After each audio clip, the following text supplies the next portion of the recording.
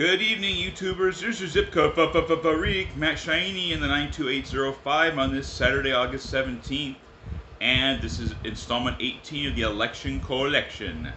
And today we're going to be discussing, or very briefly going over the 17th state, Ohio. Came into the Union on March 1st, 1803. Not quite 7 years after Tennessee did the same thing. Ohio, the Buckeye state. Kind of looks like a shield there on the not quite upper right of the map of the United States, but pretty close. It has Pennsylvania and West Virginia to the east and southeast.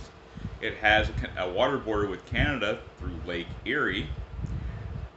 It also has a western border with Indiana, and it has, on its southern border, it has Kentucky.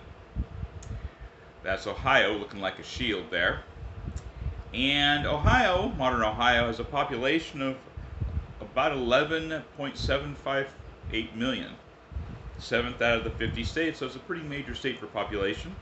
Has 17 electors, lost one of them during the last census and reapportionment. Ohio is considered a swing state, although this 35th in rank state for land area at 48,861 square miles.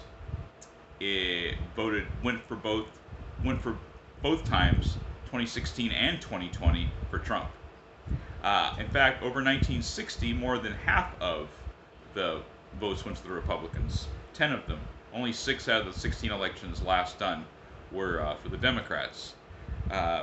88 counties, didn't really look, but I'm going to assume with that one that Trump took most of them because he got a majority in both times. The ratio for 2020 was on the range of 29 to 25 Republicans versus Democrats. So it's not really the reddest states by any stretch of the imagination. It's somewhere between the two Carolinas, with North Carolina being the least and South Carolina being a little bit more red. Ohio is right in there with all that. Something else that's interesting about Ohio that is kind of a thing, it produced 7 presidents for us. 7 presidents of the United States were born here. Grant, famous general. Hayes, that came after him. Garfield, that came after him, was assassinated. Benjamin Harrison, who was the ancestor of the descendant of another president. McKinley, who was also assassinated. Harding, who died in office, and Taft, who came after Roosevelt, but before Wilson.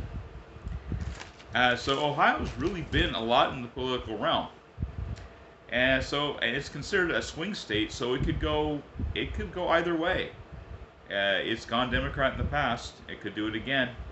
I would rather it didn't, but that's just how it goes. We will see. If you like my channel, hit like. If you don't, still leave a comment in the comment section below. Even so, hit subscribe if you want to be a subscriber.